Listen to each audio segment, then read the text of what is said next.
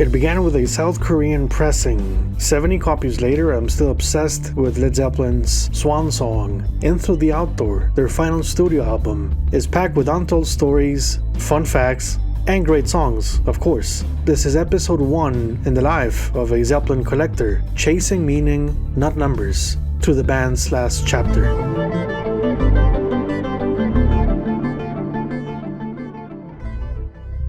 This started with an unexpected Christmas gift, a Japanese pressing, and not just any pressing, but a special edition that came with an item sitting high in the upper echelons of Zeppelin memorabilia. So why does this object exist at all? Who was it made for? And why almost nobody was meant to ever see it?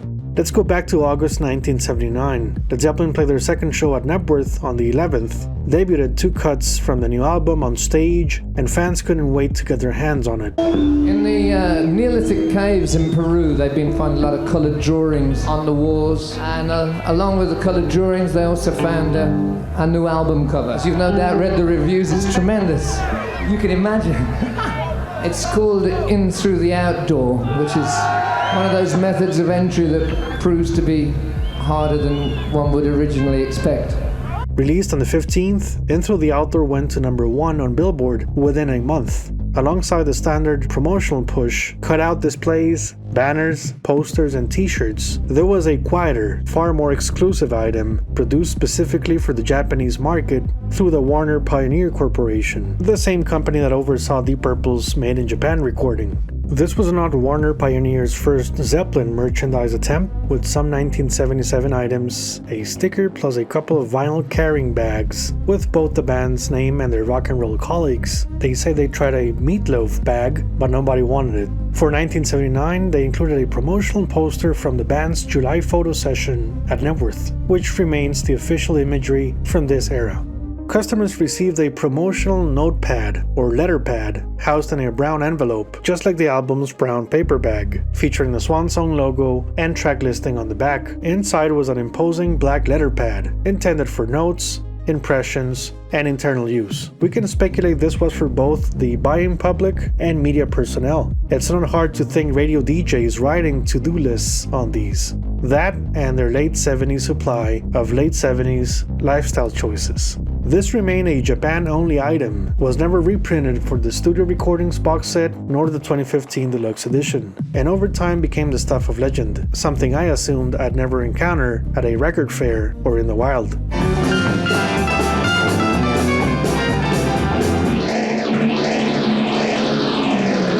That changed when my local record store dealer texted me from Japan during his yearly buying trip. Mae, yo sé que ya son las 5 de la mañana y todo eso, pero bueno, es que estoy aquí en la tienda. Tal vez venga después y esto yo sé que son precios prohibitivos, pero igual para cumplirle a usted como hombre que soy, como varón, esta edición japonesa, la portada, el disco están todas, mae. Esto que cuesta tanto verlo, que ven con el lobby. Mae queda, bueno, está bien en la bolsita y todo. Mae quedaría como, bueno, estoy haciendo el cálculo así como la jupa aproximado, pero son como como $95 más o menos. Y aquí hay otro que este es de miedo, mae. Yo no sé qué putas tiene esta otra bolsa, mae. Honestamente, veo que hay como un sobrecito más pequeño, no se ve nada, mae. Hay un sobrecito más pequeño. I saw the album, it was pricey, but I thought, my collection needs this. Let's do it. When he returned in November though, he never mentioned it, which was strange because he's usually precise about these things. I ended up picking my 70th copy of the album at a record fair instead. A standard US 1979 strawberry pressing, Matrix STSS 794345J, Strawberry PRP. And while I was happy to add it, it felt empty knowing it was in the Japanese edition. I asked the record store owner midway through December and he said, "Dude, I didn't get it because I thought you didn't want it." I told him, no stress, we'll get it later, and moved on with my life, fully accepting that I missed my chance at the Swan Song letterpad. Around the same time, my friend Frantic Dav placed a US order and I tagged along with a CD copy of Grand Funk's What's Funk. It arrived on December 24th, sounded incredible, and I treated that as my Christmas gift. You can check my documentary on that album here on the channel. and then my wife suggested we go out for coffee. That's when everything flipped. She had the Japanese pressing hidden since November. She'd wanted it to be my 70th copy, but instead it became my 71st in Through the Outdoor. Matrix P10726 and 1TO Strawberry C1457 LB33. It was Christmas Eve at one of the local coffee shops. I think you can guess the corporation behind it. Let's go to the unboxing, and of course, I'm wearing a jacket color similar to the album's brown paper bag. Japanese pressings usually have the vinyl record separate from the artwork to avoid foxing. No wonder this is in VG Plus great condition. Perfectly wrapped with Japanese dedication, traveling thousands of miles, OBI insert included. Carefully open the plastic bag, and yes, that's my pocket knife. A small tribute to one of my personal favorite musicians, Keith Emerson. May he rest in peace. Now, I didn't use the knife at the coffee shop because, with these OBI insert records, you gotta be extra careful. Envelope first, then removing the OBI thing.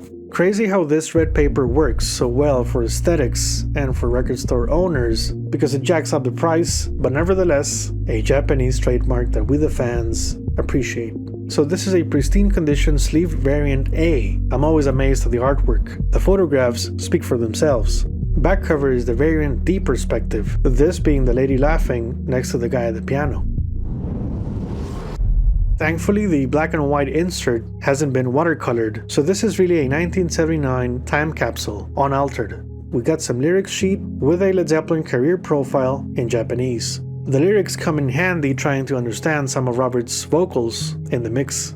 Now, I Google translated this page and I found some interesting bits according to Japanese DJ Yoichi Shibuya, who put this thing together on July 19th, 1979, about a month before the album's official release. He was given a white label copy with no title nor artwork. Shibuya described it as chaotic energy with Brazilian, country, and Middle Eastern sounds to it, admitting he was a bit confused at first, but later he began to comprehend the full picture. That or they threatened to fire him if he didn't come up with the article soon. We don't know about that, but it's the music business. He mentioned a live album by the name of The Endless Song, released at For Presence. I'm sure he meant the song remains the same. Also, there is a worldwide tour mention after playing the Knebworth Festival in the UK. That tour, of course, never happened. Warner Pioneer confirmed there would be 6 different album covers, and that made complete his Japanese fans quite anxious. And now the moment you've been waiting for, the envelope. This is the coveted Swan Song letter pad. I couldn't believe my eyes. The black color design stands out. You can see the Warner Pioneer Corporation not for sale note on the back. Guess what, Warner? This was for sale, and my wife bought it.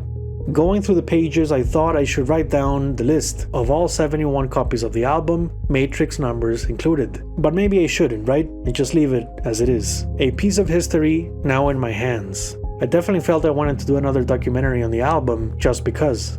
I took the letter pad out for a walk. I don't need expensive trips nor fancy plans. I'm a simple man, and this letter pad made my day, celebrating the trivial yet profound side to collecting, hoping Led Zeppelin continued and went into the 80s in style.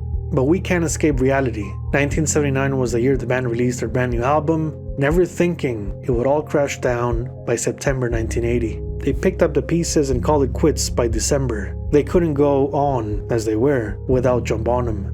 Timeless music, the world keeps turning, carefully handling the record, showing respect to rock history and the craft behind it. Our tangible relationship with art keeps it alive. Who knows where my collection stops, but all I can say is, thank you wife, thank you life. This Japanese pressing goes into the JCM storage room, my 71st copy of In Through the Outdoor.